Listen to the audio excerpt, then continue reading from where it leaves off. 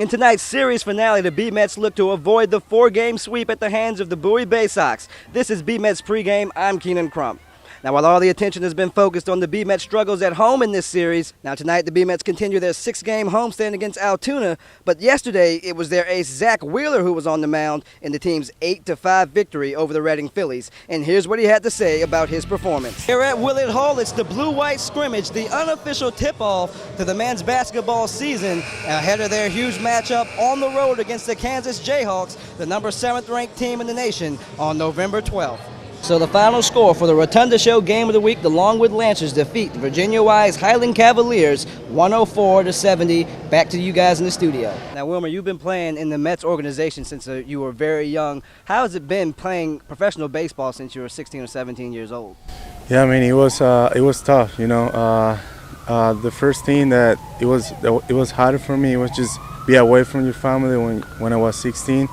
But, you know, I think this game is all about adjustment, so it's been great. Now, knowing that injuries can take place anytime, any place, what is your philosophy that you preach to your players on how to stay healthy and in shape? A big thing with baseball strength and conditioning is that the season is such a long grind that we need to keep these guys nice and flexible and their hips nice and mobile. So we do a combination of strength training, conditioning, and hip mobility and flexibility to keep these guys healthy throughout the year. Keenan Crump with B-Mets starting pitcher Greg Peavy.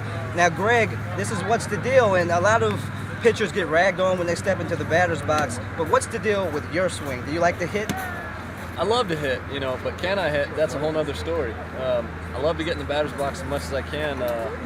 You know, mainly though they make us bunt because they don't think us pitchers are athletes. While all the news surrounding the All-Star break is sure to generate some buzz, the B-Mets still have some business to take care of tonight against Bowie. It'll be Greg Peavy on the mound looking to snap a 2-game skid. Everybody enjoy the game. Baseball is coming right up.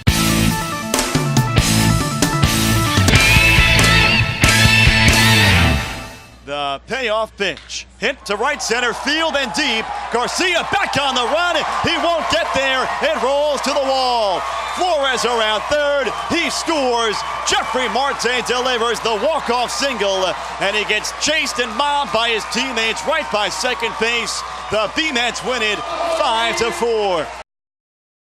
That was the scene following one of 2 B-Mets victories over Erie last night. This is B-Mets pregame. I'm Keenan Crump. Continuing their 5-game series with the Seawolves, the B-Mets swept 2 games of a doubleheader, and it was their second-round pick of 2011, Corey Mazzoni, who was lights out on the mound in Game 1.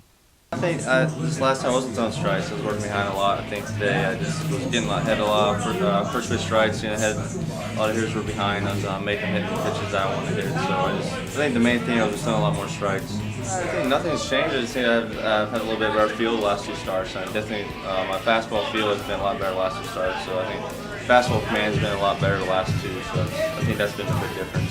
I mean, if you're throwing strikes and putting the ball, the game probably goes quicker. Defense is happy. They're making plays behind you. They like being in the action. So if you're throwing balls out there, they get kind of restless. So I think the main thing is I try to just limit the walks and hits and 0-2 hits, stuff like that.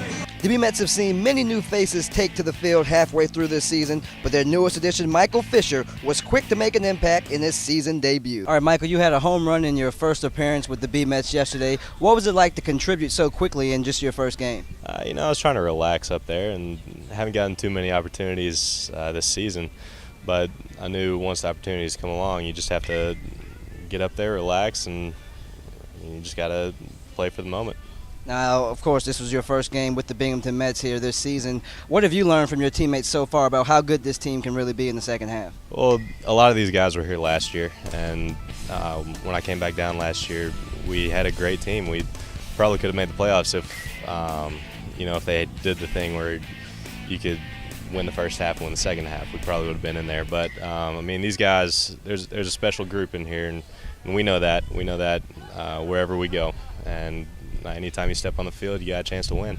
While Michael Fisher is sure to be a welcome addition to the team, so is the B-Mets' current 2-game winning streak at home. They'll look to add to that mark tonight when they send Zach Wheeler to the mound to take on James Avery of the Erie Seawolves. Wheeler is looking for a 2nd straight win and his 9th overall. Everybody enjoy the game. Baseball is coming right up.